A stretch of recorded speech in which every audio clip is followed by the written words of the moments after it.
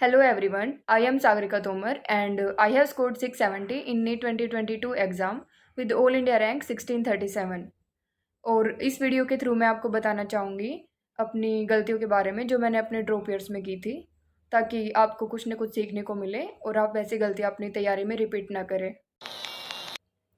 तो 2018 में मैंने 12th पास की थी और तभी मैंने फर्स्ट ड्रॉप लिया था। 12th के साथ मैंने एग्ज़ाम नहीं दिया था क्योंकि मेरी एज कम थी।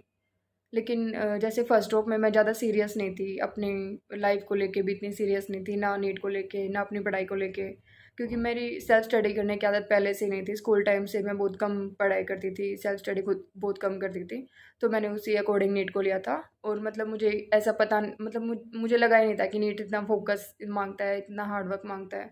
तो मैं उसको बहुत नॉर्मली ले रही थी, ना मैं चीज़ों को मैनेज कर पाई। तो मेरा सारा सिलेबस भी इकट्ठा हो गया था, मतलब मैं कुछ भी चीज़ें सँभाल नहीं पाई थी। और डिस्ट्रैक्शन भी बोल सकते हैं, मैं डिस्ट्रैक्ट भी हो गई थी और उस वजह से मेरे अच्छे मार्क्स भी नहीं आए। तो उस टाइम मेरा कम ही स्कोर हुआ था 268। फिर मैंने सेकंड ड्रॉप लेने की सोची, लेकिन मेरे घर वाले बहुत गुस्सा हो गए थे कि नहीं, हम नहीं दिलवाएंगे और ड्रॉप, 268 मार्क्स आए हैं तो क्या ही कर लेगी तू एक और ड्रॉप लेके। लेकिन मतलब मैंने बोला कि नहीं, मुझे तो ड्रॉप ही लेना है। मैंने बहुत रो धो के घर वालों को मनाया था कि मेरे को तो MBBS ही करनी है, मुझे नहीं करना कुछ और।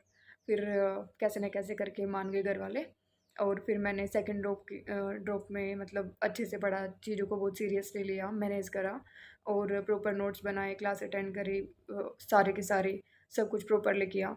लेकिन उस टाइम में मैंने तीनों सब्जेक्ट में अच्छे से हैंडल नहीं कर पाई, इसी वजह से बायोलॉजी मेरी ऑलमोस्ट हो गई थी, बायोलॉजी तो कंप्लीट हो गई थी अच्छे से ही, और केमिस्ट्री भी मैंने कर ली थी कवर। लेकिन फिज़िक्स को मैं नहीं कर पाई, मतलब कंसेप्चुअली मैं वीक रह गई थी और उस वजह से मेरे मार्क्स ज़्यादा अच्छे से इंक्रीज़ नहीं हो पाए। लेकिन 472 मेरे मार्क्स आए थे सेकेंड ड्रॉप के बाद, तो पहले से काफ़ी बेटर थे। तो मेरे घर वाले भी ठीक है, पहले जितना तो ख़राब नहीं हुआ, वो और इंक्रीमेंट में अच्छी है। तो वो थोड़े खुश तो नहीं थे, लेकिन ठीक है, एक बार और कर ले तो तैयारी, ऐसा हो गया था उनका। तो थर्ड ड्रॉप के लिए तो मेरे घर वाले मान गए थे क्योंकि मार्क्स में इंक्रीमेंट हुआ था, तो उनको लग रहा था हो जाएगा इस बार सिलेक्शन, तो उन्होंने मेरे को अलाउ कर दिया था। फिर मैंने थर्ड ड्रॉप की करी तैयारी अच्छे से, लेक्चर अटेंड किए, क्वेश्चन प्रैक्टिस की। लेकिन इस बार मैंने एक कमी छोड़ दी थी कि मेरे कुछ टॉपिक वीक थे, जैसे फ्लूइड चैप्टर है जो फिज़िक्स का अपना, वो मेरे को अच्छा नहीं लगता था, मेरा बहुत वीक था। तो मैंने उसको एक बार ही पढ़ा और ना मैंने उसकी क्वेश्चन प्रैक्टिस करी, ना मैंने उसको कभी रिवाइज़ किया, तो ऐसे ही बच गया वो। और ऐसे एक दो टॉपिक और थे तो उनको मैंने ऐसे छोड़ दिया था, तो मेरा सिलेबस कंप्लीट नहीं हुआ। लेकिन फिर भी मेरी तैयारी पहले से बहुत बेटर थी। लेकिन और ऊपर से पेपर में ये हुआ था कि अपना हमारे 20 क्वेश्चन इंक्रीज़ हो गए थे, टाइमिंग वही थी, तो मेरे को पहले से डर लग रहा था कि टाइम कम रहेगा और मैं पेपर में बहुत हाइपर हो गई थी। तो मेरे मार्क्स ज़्यादा इंक्रीज़ नहीं हो पाए, 537 पे ही अटक गए थे।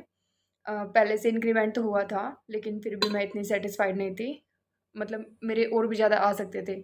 बहुत सारे क्वेश्चन ऐसे थे कि जो मेरे को आते थे, लेकिन मैं हाइपर होने की वजह से उनको अटेम्प्ट भी नहीं कर पाई थी। तो मेरे मार्क्स आए थे 537 और मैं सोच रही थी कि मैं ड्रॉप तो नहीं लेने वाली इस बार, क्योंकि वही किताबें, वही चीज़ें दोबारा पढ़ना बिल्कुल बहुत मुश्किल होता है। तो मैंने होप छोड़ दी थी। फिर मेरे घर वालों ने मेरे को बोला कि ठीक है, एक बार और कर ले तैयारी और हो जाएगा अगर अच्छे से तैयारी करेगी तो। तो मैंने डिसाइड किया कि ठीक है, एक बार फाइनल करके देखते हैं। और फाइनली मतलब इस बार मैंने ये सोचा था कि मैं अपना 100% दूँगी, चाहे जो भी रिज़ल्ट आए, लेकिन मतलब मैं कोई कमी नहीं छोड़ूँगी अपनी प्रिपरेशन में। तो मैंने सारी चीज़ें स्टार्टिंग से, बेसिक से स्टार्ट करी, प्रॉपर नोट्स बनाए दोबारा सारी चीज़ों के। और बायो मैंने एनसीईआरटी से ही करी थी, लेकिन केमिस्ट्री और फिज़िक्स के मैंने अच्छे से नोट्स बनाए थे।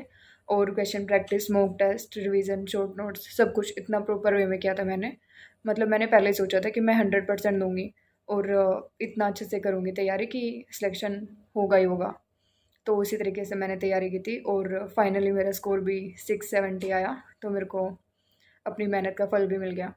So it's all about my journey and finally मैं आपको यही बोलना चाहूँगी कि आपने जो भी ड्रीम सेट कर रखे अपनी लाइफ में, उनके लिए काम करें और कंसिस्टेंट होकर मेहनत करते रहें एंड डोंट गिव अप। आपको गिव अप कभी नहीं करना चाहिए ईजिली, क्योंकि हो सकता है आप बाद में रिग्रेट करें कि काश मैं कर लेता तो हो जाता।